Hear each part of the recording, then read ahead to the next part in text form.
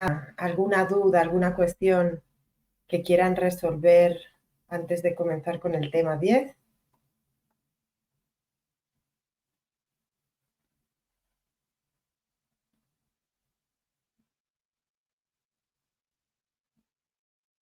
Vamos a ver que hay un par de compañeras escribiendo.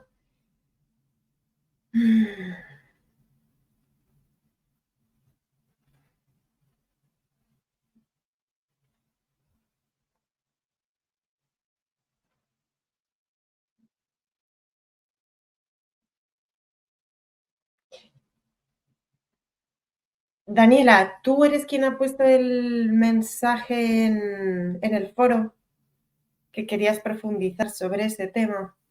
Vale, yo te he contestado hoy y te he dicho que si podías aclararme un poco más, porque no sé si quieres que responda a algo, alguna cuestión concreta, o si quieres bibliografía, o cuál es en realidad la cuestión, porque como me lo has formulado así muy general, pues no sabía muy bien cómo responder a tu inquietud. No sé si quieres colocar en el foro algo un poco más específico y pues si quieres que lo haga verbalmente, lo hago la semana que viene, que sabéis que vamos a destinar la sesión a resolver las actividades y podemos profundizar algún tema que les parezca interesante. O si es cuestión de bibliografía, pues te adjunto algún documento o la referencia para que tú puedas buscarlo. Vale, ya te digo que te he respondido hace un ratito, entonces si quieres por esa vía, pues me completas un poco la cuestión. Y luego, Andrea nos dice, si un extranjero quiere ser socio de una empresa en Colombia con respecto a que a veces es más fácil crear una empresa que una sucursal, ¿qué requisitos se necesitan o se piden al empresario extranjero para ser accionista? A ver, en realidad, si tú quieres constituir una sociedad en Colombia, no te piden que seas nacional. Y en realidad lo que sí debería ser es residente, ¿vale? Tú lo que tienes que hacer es solicitar a través de los mecanismos de extranjería tu cédula para poder tener participación en una sociedad siempre y cuando quieras ser el administrador, ¿vale? Porque entiendo que lo que tenemos es un socio único que, por ejemplo, quiere constituir una SAS, entonces sí debería solicitar esa residencia, ¿vale? Si lo único que quieres hacer siendo extranjero es comprar acciones de una sociedad colombiana, entonces no te van a exigir nada de eso. Sí tienen que tener también en cuenta que en algunos casos, cuando se va a hacer una inversión muy importante, o sea, con cuantías bastante considerables, existe la posibilidad de pedir la residencia por esa cuestión, ¿vale? Por esa gran inversión que se va a realizar, ¿vale? Para poder tener el permiso para entrar y salir de Colombia y poder, digamos, asistir a las asambleas, etcétera. Vale, la cuestión es que aquí ya no estamos hablando solo de cuestiones societarias, ¿no? Porque las cuestiones societarias serían las mismas, serían lo que hemos venido hablando, el contrato de sociedad con los estatutos, si estamos hablando de una SAS, podría ser unipersonal, que en el caso de las sociedades que no son SAS, se le ve a escritura pública, en las SAS sabemos que puede ser contrato privado o documento privado, siempre y cuando no estemos aportando inmuebles, y luego pues llevar el documento al registro, ¿vale? O sea, societariamente no tenemos ninguna cuestión adicional cuando los socios o el socio único es extranjero, pero sí podríamos necesitar en según qué casos que se reclamara esa situación regular, por decirlo así, con esa residencia o bien temporal o bien permanente. Vale. No sé si con eso yo estoy respondiendo, Andrea, a tu pregunta. En principio, Andrea, no debería pedírsele la residencia a un socio que simplemente va a participar, pero no va a ser socio único, ¿vale? Lo que sí se le puede pedir es una visa, ¿vale? La visa no exige que tú seas residente, tú puedes pedir una visa temporal, igual que a algunos ciudadanos de otros países se les pide para turismo o para operaciones de cirugía estética. En algunos casos, claro, si no tenemos un convenio que exonere de visa al extranjero para acudir a esas asambleas, siempre y cuando no se celebren virtualmente, pues se le va a pedir una visa, pero no necesariamente una cédula de extranjería, que solo se da cuando eres residente. Vale,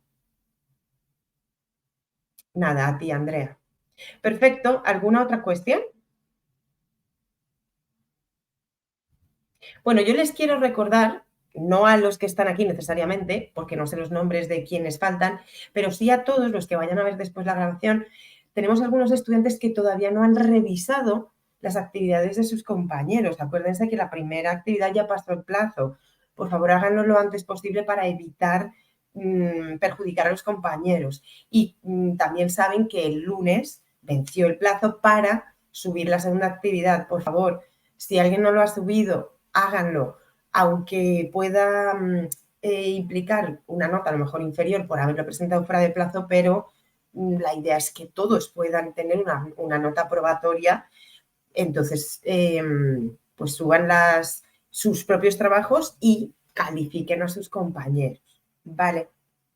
En caso de que tengan algún problema, alguna duda, por favor pónganse en contacto con el mentor, lo que llamábamos tutor antes, que no sé si a ustedes ya les ha dado o les ha llegado el plan nuevo en el que los llamamos mentores, pero es lo mismo, para que les ayuden a que puedan cumplir con subir las actividades y calificar a los compañeros.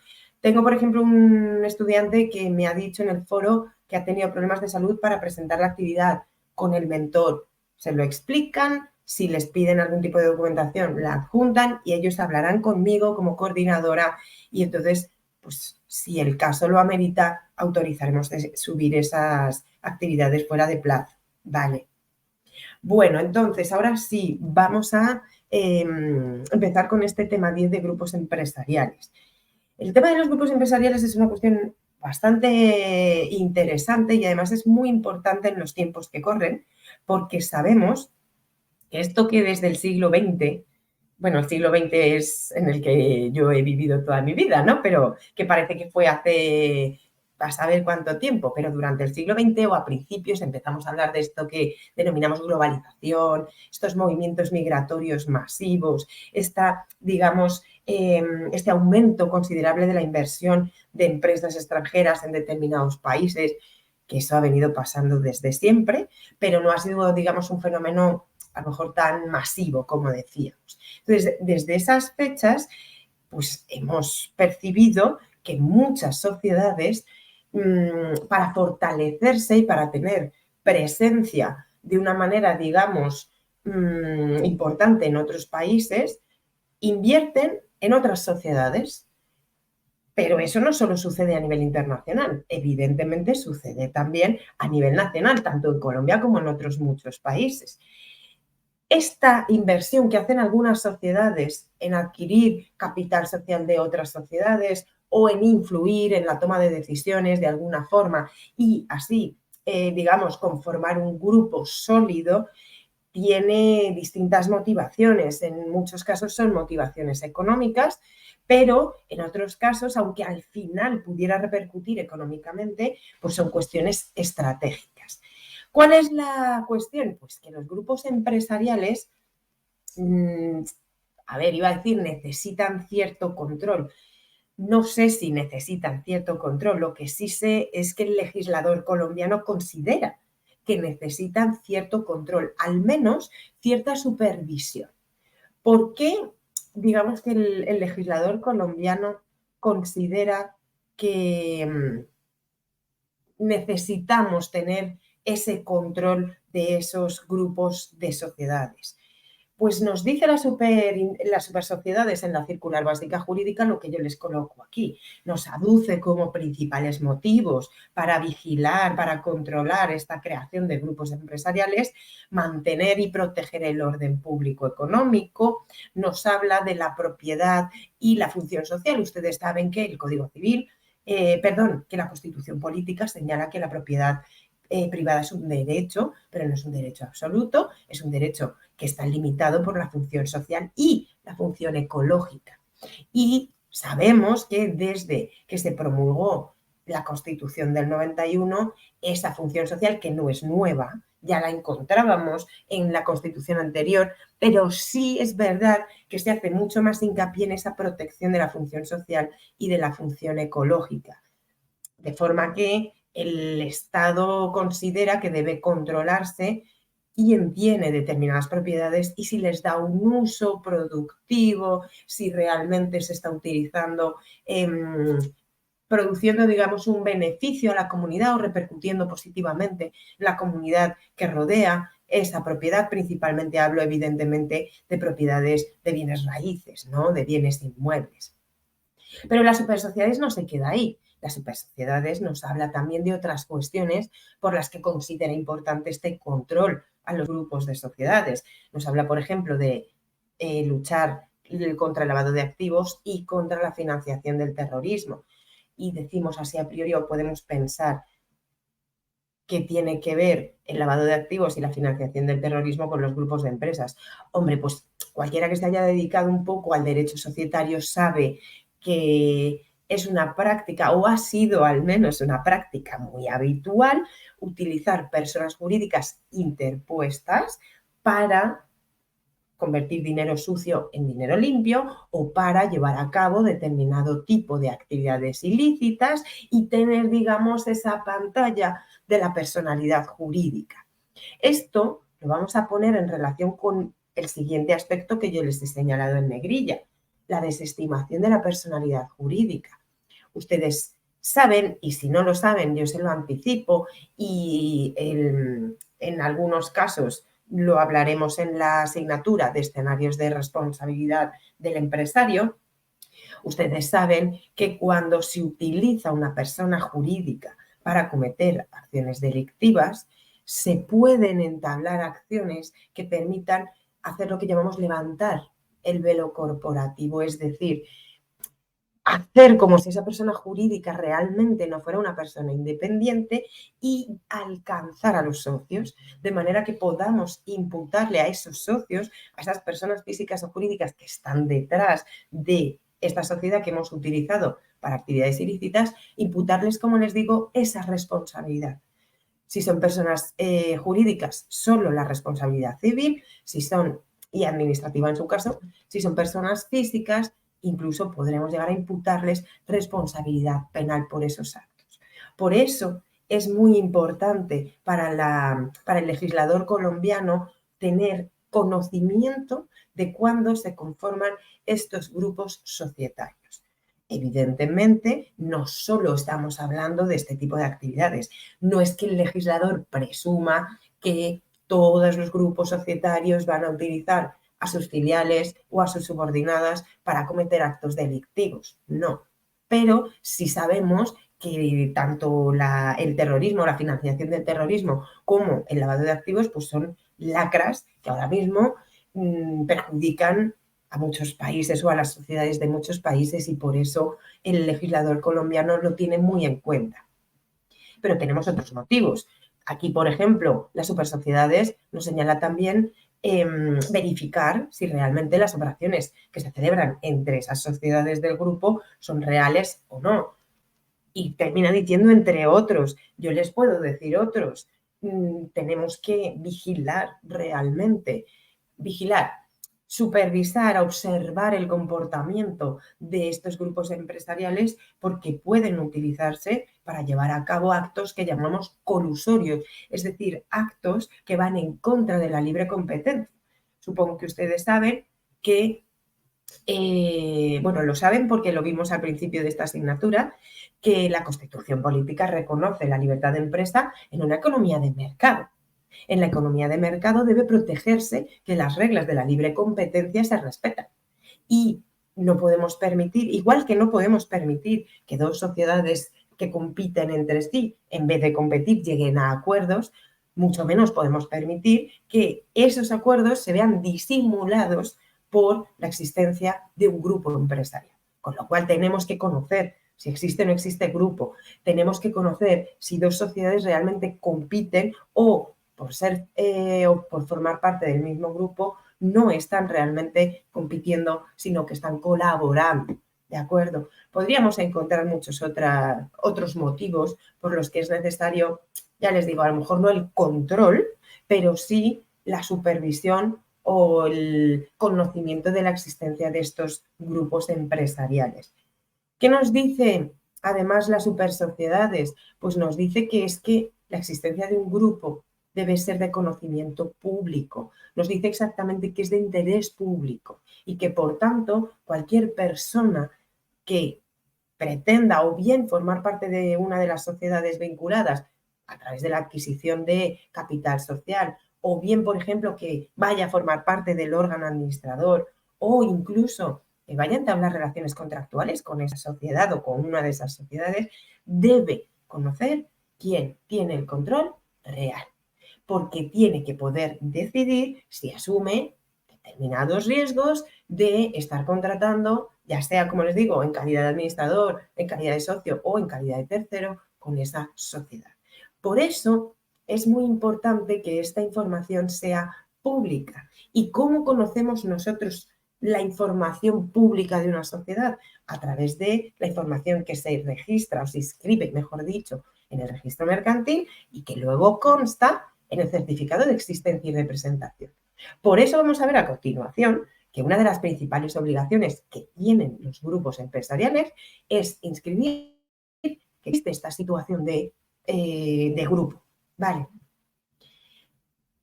Es cierto que si analizamos la legislación colombiana al respecto, en algunas ocasiones no va a ser sencillo determinar si estamos o no estamos ante un grupo empresarial, si hay o no hay esos o se cumplen esos requisitos para que se entienda que existe grupo empresarial y, por tanto, se dé la obligación de inscribir. Además, digamos que la propia Supersociedades establece que hay que analizarlo caso por caso, porque los criterios que da el legislador son generales y en algunos casos, como les digo, difíciles de comprobar con certeza. Pero antes de pasar a analizar la normativa, es decir, el derecho positivo, yo quisiera ponerles esta primera diapositiva que me había saltado. Yo he querido colocar aquí algunos de los principales grupos empresariales que operan en Colombia. He puesto estos porque son los que yo conozco, me parece que son de los más conocidos, pero seguramente ustedes conocen muchos otros. El Grupo Aval, así, a bote pronto, sabemos que se dedica a cuestiones financieras, a cuestiones bancarias, seguros, etcétera. Pero si analizamos los objetos sociales de cada una de las empresas que están involucradas en el grupo, pues vemos que hay actividades muy variadas, lo mismo que en el Grupo Éxito, que si bien en principio, al menos a mí, lo que me viene a la cabeza son actividades de venta minorista, ¿no? Supermercados, etcétera, podemos ver que Grupo Éxito tiene como grupo empresarial unos estatutos que además pues tiene un objeto social amplísimo en el que podemos encontrar incluso operar como agencia de viajes, que lo hemos podido ver en cualquiera de los centros de que Éxito tienen. Iba a decir en Bogotá, porque yo lo conozco, pero está a nivel nacional. Grupo editorial El Tiempo. Digamos que medios de comunicación, aparte de otras muchas actividades. Grupo Bolívar, Construcción, Grupo Santo Domingo. Ahora mismo se me escapa. ¿Ustedes me recuerdan a qué se dedica el Grupo Santo Domingo o una de las actividades principales del Grupo Santo Domingo? Y así veo si tenemos a alguien aquí pendiente. Vaya por Dios. ¿Les he corchado? Bueno, pues ustedes a mí también. Bien, como les digo, son algunos de los que yo considero más importantes, pero podemos encontrar muchos más. ¿Cómo podemos saber si existe o cuándo existe un grupo empresarial en Colombia? Pues vamos ahora sí a analizar la normativa para ver cuáles son los requisitos y, por tanto, cómo podemos detectarlo. Lo primero que tenemos que conocer es el concepto de grupo empresarial y lo vamos a encontrar en el artículo 28 de la Ley 222 de 1995. Sabemos que esa ley, aparte de incorporar regulación nueva, también modifica el Código de Comercio y en el aspecto o en relación con el grupo de empresas modifica varias cuestiones. ¿Qué nos dice el artículo 28? Pues que el grupo de empresas necesariamente va a exigir varias sociedades comerciales. Cuando digo varias, pueden ser 2 o pueden ser 300, ¿vale? Pero siempre tiene que haber más de una, porque no puede haber un grupo si solo tenemos una sociedad. Además, entre esas sociedades debe existir un vínculo de subordinación. Debe haber una jerarquía en las que una o varias, porque el control puede ser ejercido individual o colectivamente, pero en principio vamos a tener una que está a la cabeza de esa jerarquía y que toma las decisiones para que sean seguidas no solo por los órganos de esa propia sociedad, sino también por el resto de sociedades vinculadas. ¿Esto qué quiere decir? Pues que todas esas sociedades del grupo van a tener lo que la ley denomina unidad de propósito y dirección. Ojo, esa unidad de propósito y dirección implica que todas siguen, digamos, una determinada estrategia o adoptan unas determinadas políticas para alcanzar un objetivo común. Pero eso no implica que todas las sociedades tengan el mismo objeto social, que todas sean competidoras entre sí, en absoluto. Cada una de las sociedades tiene un objeto social determinado, que puede ser el mismo en todas o puede variar. Voy a hacer un paréntesis, me refiero a determinado porque ejerce unas actividades determinadas. No quiero decir que sea obligatorio que los estatutos conste el objeto social, porque sabemos que en las SAS puede ser indeterminado. Vale, a lo que me refiero es que cada una de las sociedades realiza actividades propias. No todas las actividades de todas las sociedades van a coincidir. Lo que sí va a coincidir, como les digo, es ese objetivo común que en principio beneficia a la matriz, beneficia a la sociedad que está en la cabeza de esa situación jerárquica. Y como les he dicho hace un rato, hace un momento, no es sencillo, es verdad que vamos a ver los artículos subsiguientes de esta norma, que nos da pistas, nos da herramientas para determinar cuándo estamos ante un grupo empresarial, es decir, cuándo se da la subordinación y cuándo se da esa unidad de propósito y de dirección, pero no siempre va a ser claro y por eso debe llevarse a cabo un análisis caso por caso. ¿Quién hace ese análisis? Ese análisis lo hace la propia sociedad. Digamos que debería hacerlo el grupo, pero si tenemos una sociedad que está a la cabeza y que es quien va a controlar las decisiones de las demás, en la práctica, quien tiene que analizar si realmente existe o no existe grupo, se cumplen o no se cumplen estos requisitos, es la sociedad matriz. La sociedad matriz, una vez que detecte que sí se dan estos supuestos, tiene que cumplir una serie de obligaciones. Bien, pues entonces vamos a ver los requisitos un poco más desgranados y después vamos a pasar a ver esas obligaciones particulares que se van a exigir. Primer requisito, subordinación. Y yo les decía, como sinónimo, por decirlo así, de subordinación, que podemos utilizar la palabra jerarquía. ¿Qué nos dice el artículo 26 de nuestra ley, de la que estamos analizando? Pues que esta subordinación implica que existe un poder de decisión, perdón, que el poder de decisión de un número determinado de sociedades está sometido a la voluntad de otra sociedad. A ver, nosotros ya hemos estudiado que la persona jurídica, es decir, la sociedad comercial que hemos conformado, es una persona diferente a la de cada uno de sus socios. Pero que para la toma de decisiones, evidentemente, debe pronunciarse cada uno de los socios con derecho a voto. Puede al menos pronunciarse cada uno de los socios con derecho a voto. Perdónenme.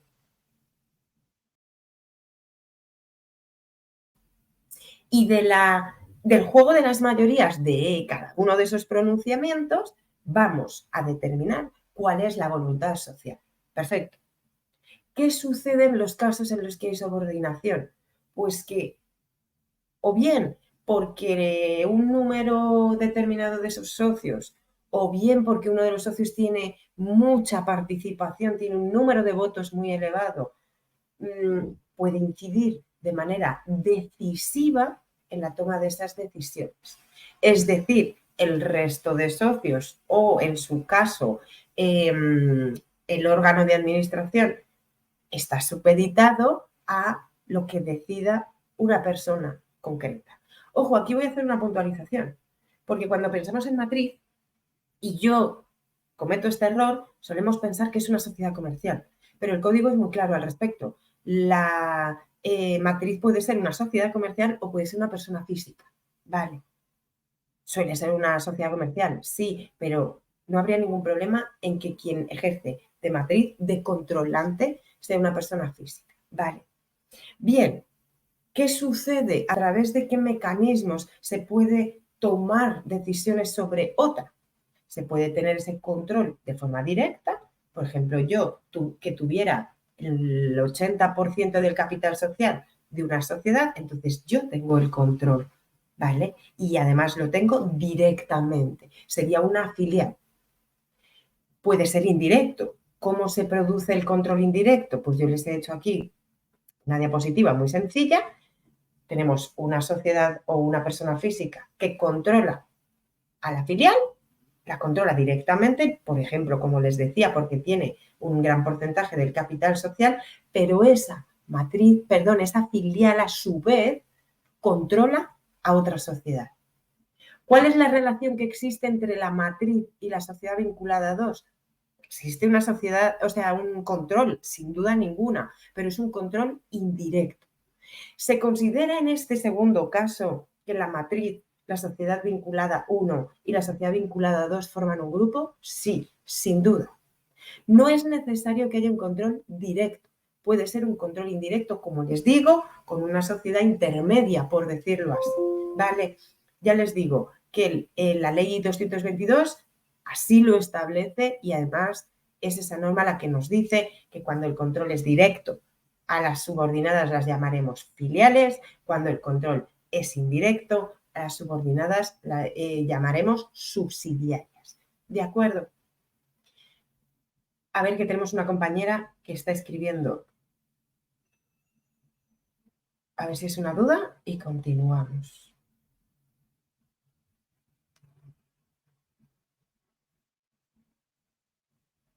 Nos dice Andrea, cuando el control es indirecto, ¿qué porcentaje tiene la sociedad matriz de la subsidiaria? Vale, vamos a la segunda cuestión. Vamos al artículo 27 y te respondo por el camino. El artículo 27 nos da unas presunciones de subordinación. Es decir, nos dice en qué casos se presume que sí existe control por parte de otra sociedad o de otra persona física. Estas presunciones son juris tantum, es decir, son presunciones legales que admiten prueba en contrario. Por eso, nosotros vamos a ver que la primera presunción es que la matriz posea más del 50% del capital social de la subordinada. Perfecto. ¿Qué sucede si tiene más del 50% del capital social? Que se presume que la controla, pero podría demostrarse que no. Esto nos lleva a concluir que no existe un porcentaje que nos permita asegurar con certeza que existe un control. Y por eso, Andrea, mi respuesta es que no existe un porcentaje tampoco en el control indirecto. Vale. Si tiene más del 50%, tanto en el directo como en el indirecto, se va a considerar que existe subordinación, salvo prueba en contrario. Pero ojo, porque hay otras presunciones. Quiero decir, el control se puede ejercer incluso siendo socio minoritario. ¿Por qué? Imagínate que el socio minoritario tiene prerrogativas para elegir el órgano de gobierno. Entonces, al final está incidiendo directamente en el control, que sería un poco pues una situación de control un poco más encubierto, ¿vale? Imaginemos que a través de un pacto entre los socios tiene derecho de vetar las decisiones que se llevan a cabo. Aunque sea un socio minoritario, puede tener el control. Podríamos estar hablando de un controlante o de una matriz sin tener en cuenta el porcentaje de capital social. Vale. ¿Qué quiero decir con esto? Lo que les decía hace un momento, hay que ir caso por caso y hay que determinar si efectivamente se está incidiendo en la toma de decisiones o bien a través de esa posesión de capital social o bien a través del número de votos que tengo en la asamblea o bien a través de que ejerzo influencia suficiente para contratar a los miembros del órgano de administración. Pero les voy a poner otro ejemplo. Cuando yo soy una sociedad que no tengo capital social en otra, pero si soy, digamos, su único proveedor y me necesita para desarrollar su objeto social, puedo ser considerado matriz, porque puedo influir en la toma de decisiones. Si no cumplen con determinado tipo de políticas, puedo no venderles determinado tipo de insumos, ¿vale? O puedo subirles el precio, o puedo, quiero decir que siempre que esté moviéndome en el margen de la legalidad, puedo presionar y, por tanto, habría cierta subordinación, aunque sea de carácter comercial y no una subordinación societaria como la que estamos viendo del capital social. Vale. Entonces, por eso es necesario verlo caso por caso, porque lo que tenemos que determinar en el caso de la subordinación es si existe esa posibilidad de, iba a decir obligar, no es obligar, pero sí de encaminar, ¿no? de forzar de alguna forma la voluntad de esas subordinadas. Vale. En el artículo 27, como decíamos, existen 3 presunciones que en todo caso admiten prueba en contrario. Tenemos la del capital social. Si una sociedad o una persona física poseen más del 50%, se entiende que hay control y tenemos que tener en cuenta lo que yo les coloco aquí. Solo se tienen presentes para el cómputo de ese capital social las acciones que tengan derecho a voto. ¿Vale? Segunda presunción, cuando un socio tiene un número de votos en su poder que implican la mayoría necesaria para tomar decisiones.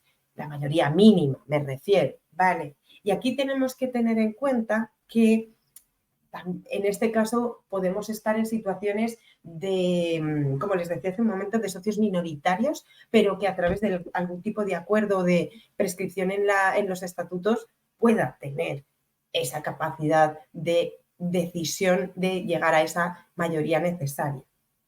No solo estamos hablando de la mayoría en la Asamblea, también se considera presunción de subordinación cuando un socio, y repito, puede ser persona física o jurídica, tiene capacidad de colocar o de aprobar el nombramiento de la mayor parte de los miembros de una junta de administración. ¿Vale? Recuerden que la administración de la sociedad puede ser ejercida por un administrador único o por varios administradores. Cuando esos administradores, digamos que actúan colectivamente como un solo órgano, es una junta de administración. Evidentemente, esa junta de administración que toma decisiones colectivamente se rige por la regla de las mayorías. Y si yo he podido influir en el nombramiento de la mayor parte de los administradores que forman esa junta, estoy al fin y al cabo decidiendo o influyendo en las decisiones finales que se tomen en el seno de esa sociedad. Vale. Tercera presunción de subordinación del artículo 27, cuando puedo ejercer influencia en las decisiones de los órganos de administración.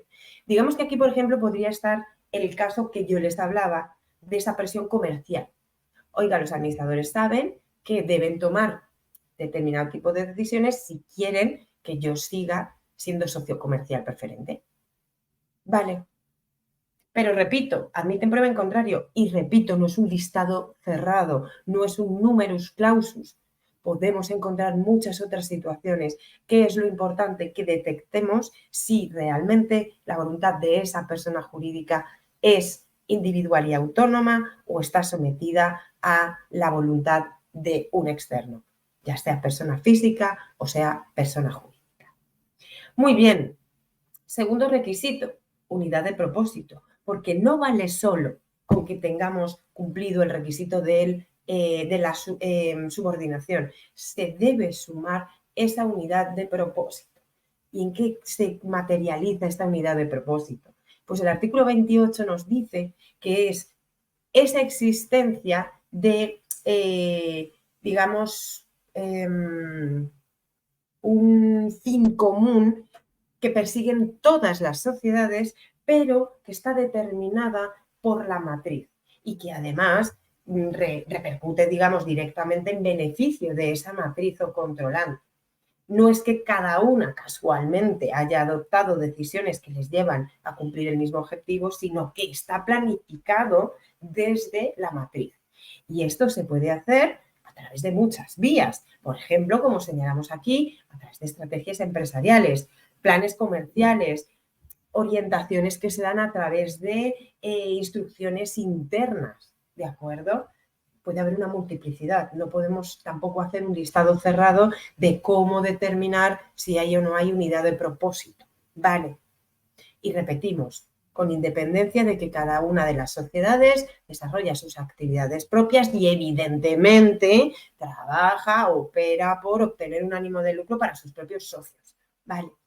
Pero eso no quita para que exista esa, digamos, unidad en el objetivo que ha marcado la matriz.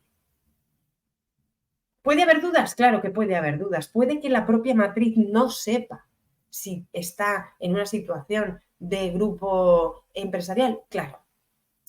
¿Es necesario que esa matriz determine si existe grupo empresarial? Por supuesto, porque como les he dicho hace un momento, tiene que cumplir unas obligaciones si realmente se está conformando un grupo empresarial. Y si no las cumple, va a estar sometida a sanciones. Incluso las supersociedades podría decretar la paralización de determinado tipo de operaciones. Con lo cual, si la matriz tiene dudas, lo que tiene que hacer es solicitar a la superintendencia, o bien a la financiera o bien a las supersociedades, dependiendo de la actividad que desarrolle, tiene que solicitar que se pronuncie y tiene que aportar los documentos en los que se acredite o se intente acreditar que existe subordinación y unidad de propósito, o documentos en los que, a pesar de que se dé una presunción, se acredite que no existe esa subordinación ni esa unidad de propósito. Una vez que la superintendencia tiene conocimiento de esta solicitud, se pronuncia y, por vía de acto administrativo, decretará si existe o no existe ese grupo empresarial. Si la supersociedades decreta que existe, entonces ya la matriz va a tener claridad y va a tener que cumplir con las obligaciones que vamos a ver a continuación. ¿Que son varias? Sí, efectivamente, pero tenemos, o yo les voy a señalar en principio dos que me parecen fundamentales, al menos desde el punto de vista societario, y después vamos a hablar de dos o tres que pueden tener relación con el derecho societario o con otros, por ejemplo, el derecho tributario, pero que también son importantes, solo que pues no vamos a, digamos, a profundizar de la misma manera. Bien, ¿cuáles son esas principales obligaciones? En primer lugar, bueno, voy a hacer un paréntesis, discúlpenme porque hay una cuestión que no les he dicho antes. Os sí se la he dicho, pero muy por encima. Yo, al comienzo de la sesión, les hablaba de cuáles eran esos objetivos o esas finalidades para supervisar y controlar, en su caso, los grupos de empresas. Y hablábamos, por un lado, de esa necesidad de prevenir determinado tipo de comportamientos que pueden ser delictivos. Y por otro lado, hablábamos de la necesidad que tienen los terceros de conocer con quién están contratando. Y yo les he puesto un caso concreto del administrador o de la persona que va a entrar a operar o a desempeñar el cargo de administrador y tiene que saber pues quién está realmente detrás de esa sociedad. Les he puesto el ejemplo también de terceros que quieran contratar con esa sociedad y superficialmente hemos hablado de los que quieren o de las personas que quieren entrar a formar parte como socios de estas sociedades. Yo no he hecho mucho énfasis, pero quiero que sepan que es una cuestión muy relevante. De hecho, no sé si ustedes han oído hablar, supongo que sí, de las buenas prácticas de gobierno corporativo o del buen gobierno corporativo o de la gobernanza corporativa, como suele llamarse en distintos foros. Las buenas prácticas de gobierno corporativo, digamos que son, pues, actuaciones que se requieren tanto del órgano de administración como de los socios de cara a que, digamos, la sociedad tenga mayor transparencia y mayor eficiencia también. Perdónenme un segundo. Esta obligación o esta necesidad de transparencia se proyecta principalmente hacia los posibles inversores. nosotros, si quisiéramos invertir en una sociedad, ¿qué es lo que nos plantearíamos? Oiga, yo quiero saber cuál es la rentabilidad que voy a obtener cuando estoy adquiriendo acciones, cuotas, etcétera, en una sociedad. Esto sobre todo se da ante sociedades que cotizan en mercados secundarios de valores. Pero esa, digamos, rentabilidad que voy a obtener no solo depende de los beneficios que hayan publicado o que hayan venido obteniendo en los distintos ejercicios, sino que va a depender de muchos factores. Va a depender, por ejemplo, de cómo está conformado el órgano de administración, de si el órgano de administración está formado, por ejemplo, por personas que se ocupan de ejercerlo, o si tenemos como consejero delegado a una persona que es conocida o tiene cierta reputación, pero que realmente no trabaja en beneficio de la sociedad. Digamos que está puesto como reclamo publicitario, por decirlo así. El órgano de administración es el que al final ejecuta y el que pues lleva a cabo todas las actuaciones encaminadas a conseguir el objeto social y encaminadas a conseguir beneficios para la sociedad y, por tanto, para los socios. Así que es fundamental.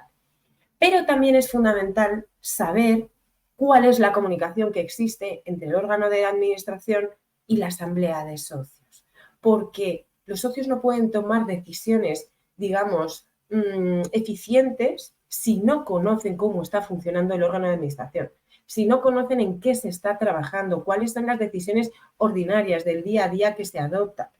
Nosotros hemos visto que la asamblea, para tener, digamos, un mayor control, puede limitar algunas facultades del órgano de administración, pero esto en sociedades grandes que tienen un volumen de negocio, de operaciones muy importante, no se puede hacer, porque no podemos estar paralizando la adopción de decisiones ejecutivas para convocar asambleas, ver si la asamblea autoriza o no autoriza.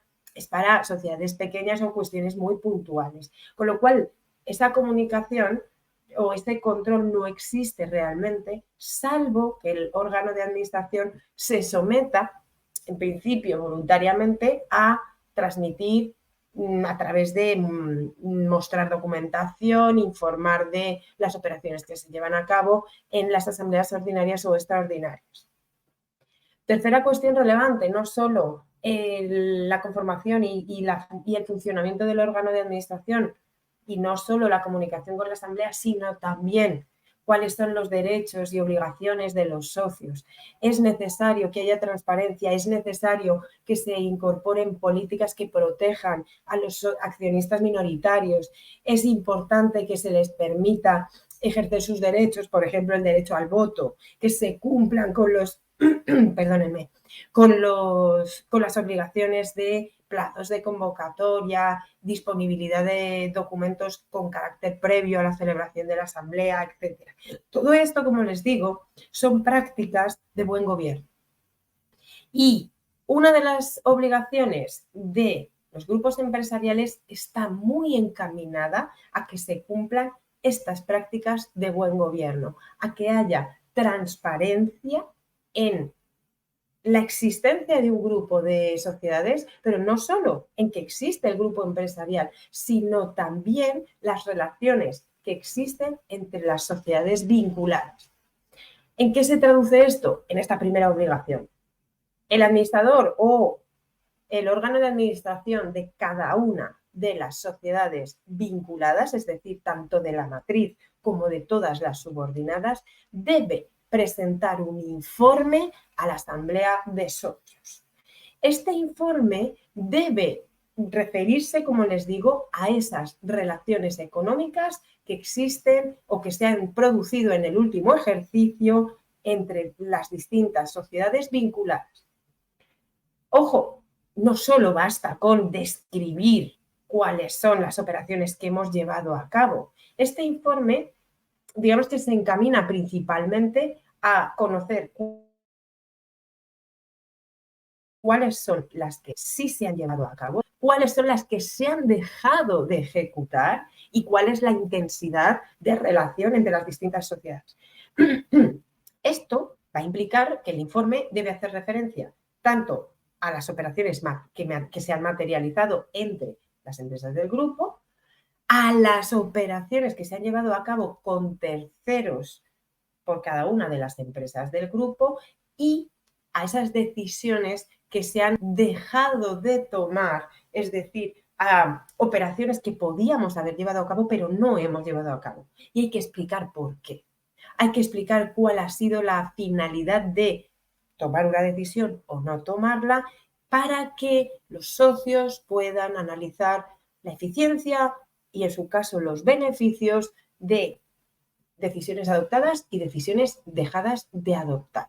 ¿De acuerdo? Así que debe ser un informe que no se limite a lo cuantitativo. No es un informe que incluya solo números, es un informe que debe explicar cualitativamente esas operaciones. Yo como administrador coloco las cifras, coloco qué operación ha sido y explico por qué se tomó o por qué se dejó de tomar esa decisión.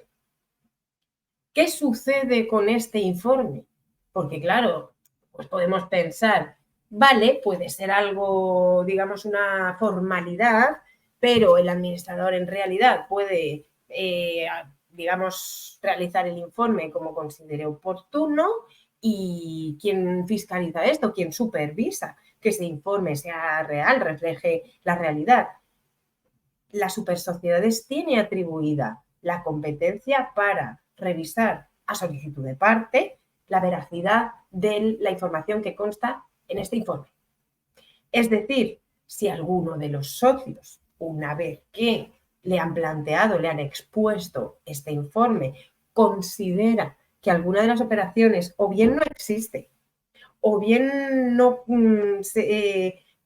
es equivalente a lo que refleja el informe, o bien considera que ha podido ver una cuestión, no iba a decir ilícita, no tiene por qué ser ilícita, pero sí cuestionable, puede solicitar a la superintendencia. Yo les he dicho supersociedades, pero es las supersociedades cuando está supervisada por las supersociedades, ¿vale? Si no, pues sería la superfinanciera. Puede solicitar, como les digo, que analice y compruebe la veracidad del contenido de este informe. Podemos revisar el artículo 31 de la ley 222, donde nos indica esta potestad de la superintendencia correspondiente. Esperen un segundo. Segunda obligación principal: inscribir en el registro mercantil la situación de subordinación, es decir, que existe un grupo empresarial.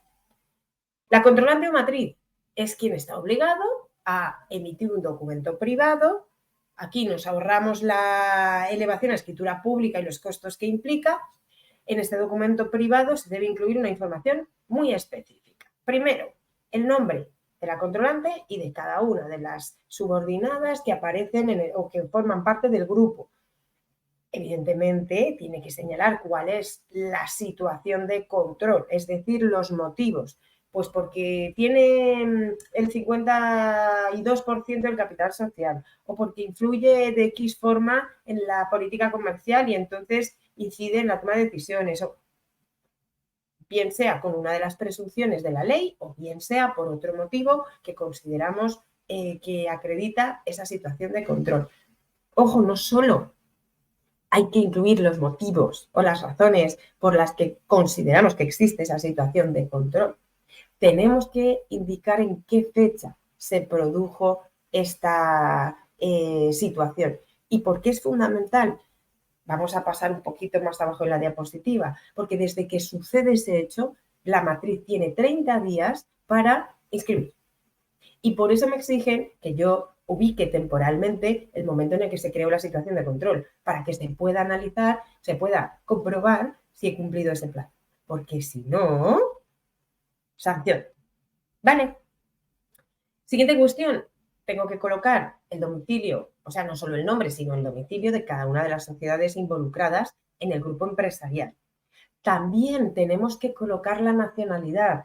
Y esto es fundamental porque lo vamos a ver después un poco más desarrollado, pero podemos encontrar grupos empresariales en los que la matriz es extranjera, está ubicada fuera, pero tiene una o varias controladas subordinadas, como las queramos llamar, dentro de Colombia, o bien se puede dar la situación inversa. Podemos tener la matriz en Colombia y una o varias subordinadas en el extranjero. Y en ambos casos vamos a tener la obligación de inscribir en Colombia. Vale, así que vamos a tener que determinar cuáles de esas están en territorio colombiano y cuáles están fuera del territorio colombiano. Siguiente cuestión, la actividad que desarrolla cada una.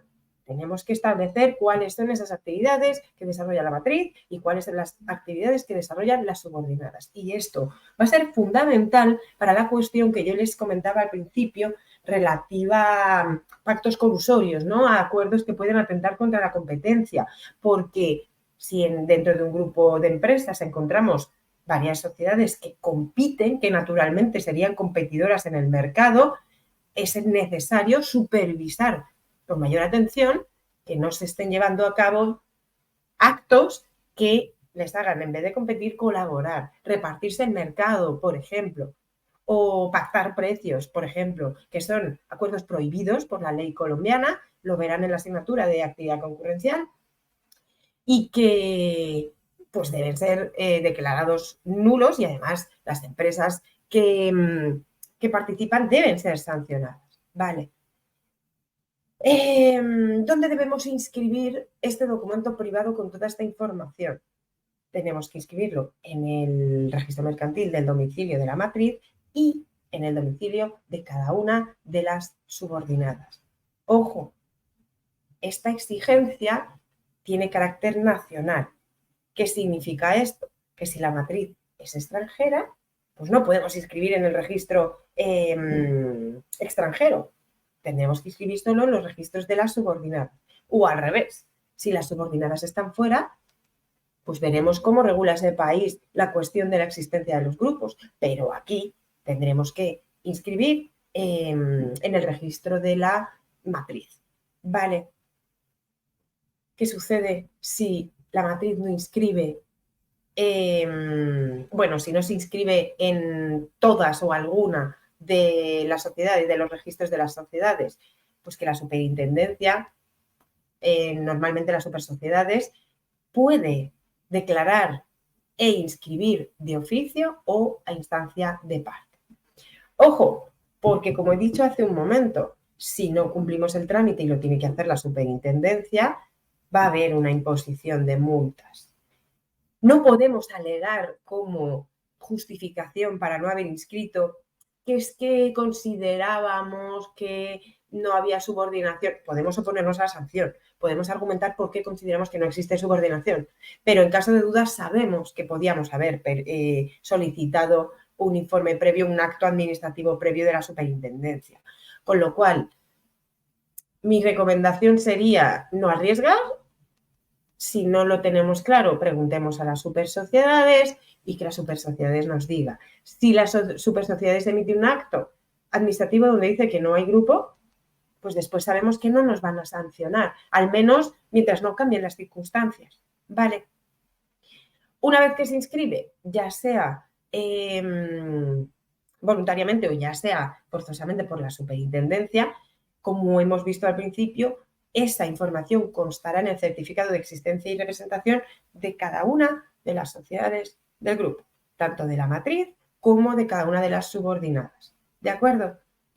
Fundamental, toda modificación en la situación de control debe ser inscrita. Quiero decir, si la situación de control se produjo porque un socio tenía el 55% del capital social y ahora tiene el 70%, deberíamos inscribirlo, porque las causas de ese control han cambiado. Si ese socio vende su parte del capital social a otro, entonces el control ha cambiado de manos, con lo cual hay que inscribirlo. Vale. Cualquier cambio. O incluso si ese socio mayoritario divide su capital social o vende parte y entonces ya no tenemos un socio controlante. Ya no hay ni una sociedad ni un particular detrás controlando las decisiones de esa sociedad. Vale, ahí tendríamos que solicitar que se cancelara la inscripción de grupo. Vale, todo cambio debe ser inscrito. Muy bien. Cuestiones que nos señalan las supersociedades basándose, digamos, en la práctica de excusas, de justificaciones que han intentado ponerse para no inscribir y que las supersociedades rechazan, no son justificables. Es decir, no exonera de la obligación de inscribir, uno, la nacionalidad de las sociedades. Ya les he dicho que no importa si la matriz está en Colombia o está fuera, si las subordinadas están en Colombia o están fuera. Mientras una de las que forma parte del grupo esté en Colombia, debe inscribirse en su registro mercantil que forma parte de un grupo empresarial. Y debe constar quién toma las decisiones, es decir, quién es la matriz, esté fuera o esté dentro. ¿Vale? Lo mismo si lo que tenemos en Colombia es una matriz y todas las subordinadas están en el extranjero, da igual. Tenemos que inscribir en el registro mercantil de la matriz para que cualquiera que solicite el certificado de existencia y representación pueda ver que esa sociedad emite instrucciones a sociedades extranjeras. ¿Vale? Así que, repito, no es posible exonerarse de la obligación de inscribir porque alguna de las sociedades sea no colombiana. Siguiente cuestión que nos plantea las supersociedades. El tamaño de las sociedades involucradas tampoco afecta. Ni de la matriz, ni de las vinculadas, ni de las subordinadas. Pueden ser pequeñas, puede ser que operen solo en territorios muy restringidos, puede ser que el volumen de negocio sea una cuestión irrisoria. No importa. No importa. Las supersociedades, a ver, es que la ley no diferencia, ¿vale? No establece un criterio en virtud del cual permita no inscribir cuando las sociedades son pequeñas. Lo importante no es el volumen de negocio, no es si opera en más o menos territorio, lo importante es que existe esa subordinación, como decíamos, para evitar o poder controlar que se prevengan esos delitos, para controlar esos acuerdos que no sean contrarios a la libre competencia, para que los terceros puedan tener información de con quién están contratando realmente. ¿Vale? Tercer supuesto que las supersociedades señala como que no es causa de justificación para no inscribir es la duración de la situación de control. No importa si la situación de control se prevé que dure un mes. Quiero decir, imagínense que, volvemos al caso del capital social porque es el más fácil. Imagínense que yo tengo el 60% del capital social de una sociedad. Desde el momento en el que yo adquiero ese 58%, creo que he dicho 58% de capital social, debo analizar si se cumplen los requisitos de control y unidad de propósito e inscribirlo, con independencia de que yo haya comprado el 58% del capital social, pero esté pensando venderlo en un mes. No importa. Tener esa previsión de deshacerme de él y que en un mes deje de haber una situación de control no me exonera de la obligación de inscribir. Vale. Puede darse casos en los que yo sepa a ciencia cierta que esa situación de control va a desaparecer en semanas o en meses, pero la supersociedad es clara. Si no lo inscribo en el plazo de 30 días desde que se produce esa situación, me van a sancionar o me pueden sancionar. Claro, aquí pues podemos tener la cuestión o la inquietud de qué sucede si sé que esa situación de control no va a durar más de 30 días y yo la inscribo el día 29 y la inscriben para que después yo tenga que solicitar la cancelación porque estoy registrando nuevos documentos que alteran la situación. Pues hombre, eso ya es una cuestión de diligencia. No debería esperar el plazo de 30 días si yo sé que la situación de control va a durar solo 30 días, pero en cualquier caso debe inscribirse, aunque materialmente ya no exista. ¿Por qué? Porque se tiene que dar publicidad. Ha podido suceder durante esos 30 días actos o negocios jurídicos que estén influidos por esa matriz y que, por tanto, tenga que ser conocida esa situación durante este periodo. Vale. ¿Dudas, cuestiones? Nada. Bueno, como yo les decía, no solo existe un control sobre la situación, la existencia de ese grupo, sino que también existe un control de las operaciones que se llevan a cabo. Por un lado, se exige esa obligación de informar por parte de los administradores a los socios del número de actuaciones o de operaciones que se han producido entre las vinculadas, porque se ha dejado de tomar determinadas decisiones, etcétera. Pero las supersociedades pueden comprobar, primero, como hemos dicho antes, la veracidad de ese informe y segundo, puede comprobar, puede, digamos, controlar, más que comprobar, determinadas operaciones. Bien a instancia de parte o incluso podría hacerlo de oficio, en los casos en los que considere que hay irrealidad en las operaciones que se están declarando o que se han realizado en condiciones que no son las condiciones de mercado, que ha habido beneficios ilícitos, que ha habido acuerdos colusorios, que se están, digamos, por ejemplo, ofreciendo contratos o transmitiendo patrimonio a precios muy por debajo o muy por encima de lo que sería el valor de mercado. Siempre que las supersociedades actúe de acuerdo a las competencias que le concede el artículo 31, tendrá que llevar a cabo unas diligencias preliminares. Y si de esas diligencias preliminares se aportan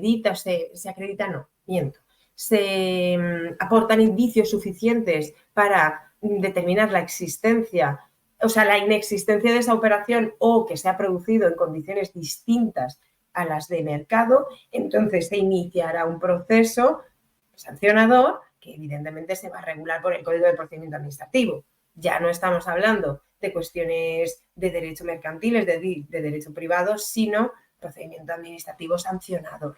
Vale. ¿Cuáles son las sanciones que establece el Código de Comercio que se pueden imponer? O bien multas o bien suspensión de operaciones.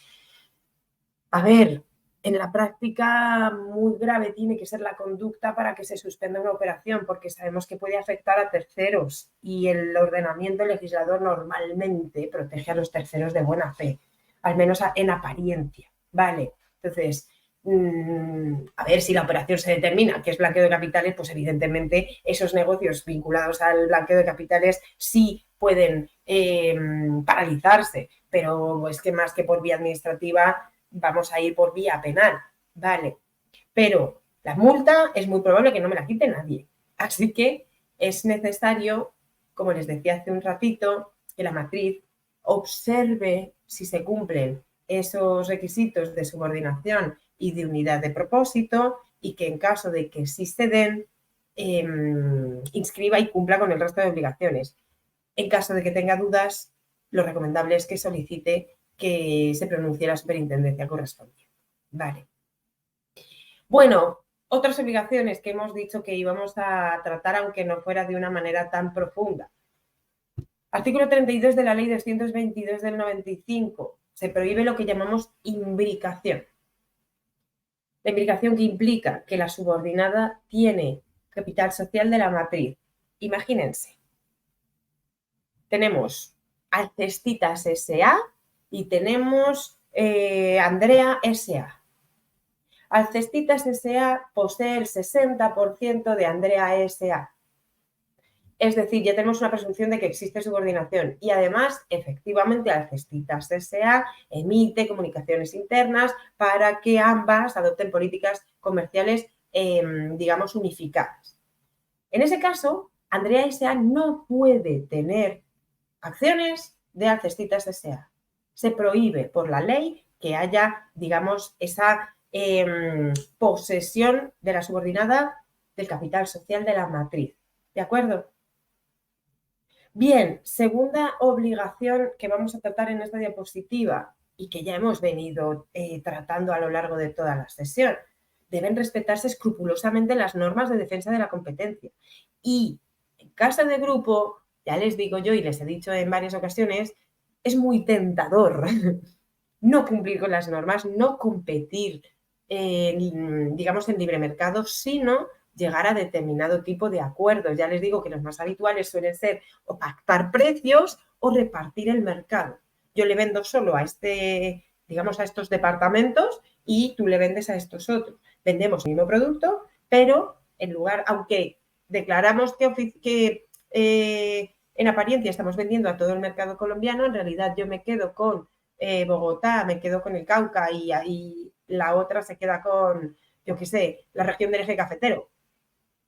Eso es un reparto de mercado ilícito. O, como les decía también, es muy habitual pactar precios. Somos competidores, los dos vendemos el mismo producto en el mercado y lo que hacemos es determinar que vamos a ponerle el mismo precio de cara al consumidor para que no tengamos que competir. ¿De acuerdo?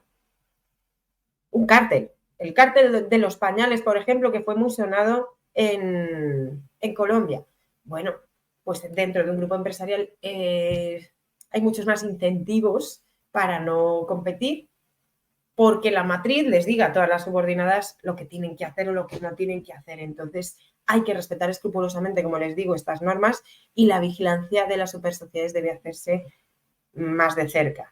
Y cualquiera puede conocer si existe ese riesgo porque ya hemos dicho que al solicitar el certificado de tradición, perdón, de existencia y representación, vamos a ver si pertenecen al mismo grupo o no. Vale. Tercera obligación fundamental, que ustedes la estudiarán en la asignatura de Estatuto Tributario del Empresario. Realizar estados financieros combinados y consolidados. ¿Por qué? Pues porque debe verse reflejado en esa contabilidad si existe el grupo o no y cómo afectan las operaciones de unos a las de otros. Yo en esta no voy a entrar porque evidentemente no soy experta en contabilidad, ni en derecho tributario, ni nada parecido, y por tanto, pues les remito al profesor correspondiente. Vale. Última obligación fundamental. Nosotros hablábamos antes de la posibilidad de levantar el velo corporativo y de hacer responder en algunos casos a esos socios que están detrás de la sociedad controlada. Bueno, tenemos un caso muy particular y es el caso del concurso de acreedores. Nosotros sabemos que cuando una sociedad está en una situación de insolvencia, bien sea por cesación de pagos, etcétera, debe responder ante los acreedores, pero en muchas ocasiones, precisamente por eso se declara en concurso de acreedores, no tiene patrimonio suficiente para cubrir cada uno de los créditos. Hay una situación en la que se van a analizar cuáles son las causas que han llevado a esa situación de insolvencia. Y si se detecta que las causas han sido originadas por la matriz, podríamos llegar a exigirle con base en la ley concursal responsabilidad a esa sociedad matriz. Es decir, ¿qué significa al final? Que la sociedad matriz se haga responsable de esas deudas y tenga que satisfacer los créditos que han quedado pendientes. Vale. Bien, estas son, como les digo, las 4 obligaciones que íbamos a comentar añadidas. Hasta aquí sería el temario o el contenido del tema 10. No sé si ustedes quieren preguntar algo, comentar alguna cuestión.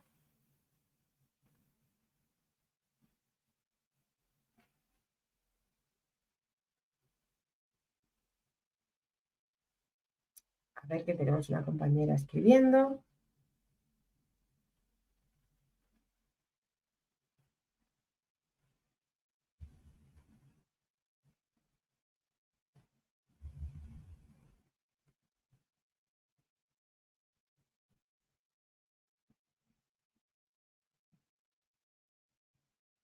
Dice Andrea, ¿hay alguna manera específica de establecer la unidad de propósito, teniendo en cuenta que el objeto social de las filiales puede ser muy distinto al de la matriz?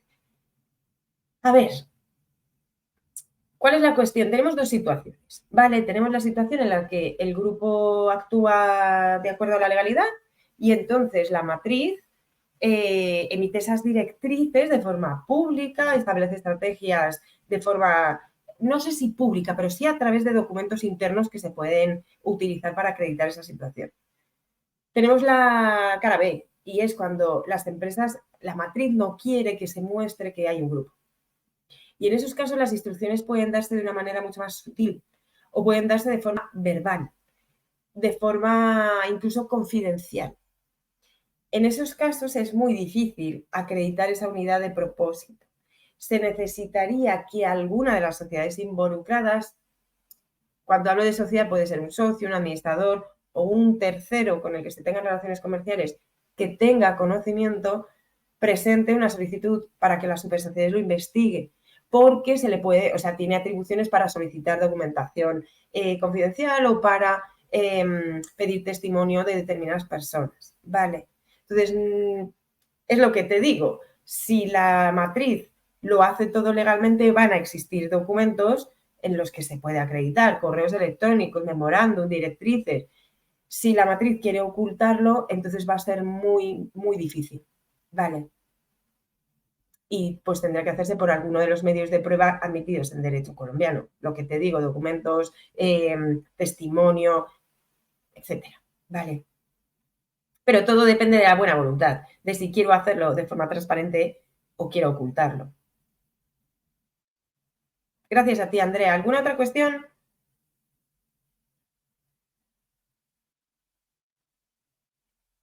Vale, perfecto, Andrea. Pues nada, si los demás tampoco tienen ninguna cuestión, entonces lo dejamos aquí. Nos vemos la semana que viene. Como les dije, vamos a revisar esas actividades que ustedes ya han tenido que resolver y que sus compañeros les han tenido ya que evaluar. Si tienen alguna cuestión, como hablábamos antes, que quieran, un tema que quieran profundizar o algo que quieran que responda, me lo colocan en el foro y yo el próximo día pues lo explico en la sesión. ¿De acuerdo? Gracias por su asistencia, que tengan un buen resto de semana. Nos vemos la semana que viene.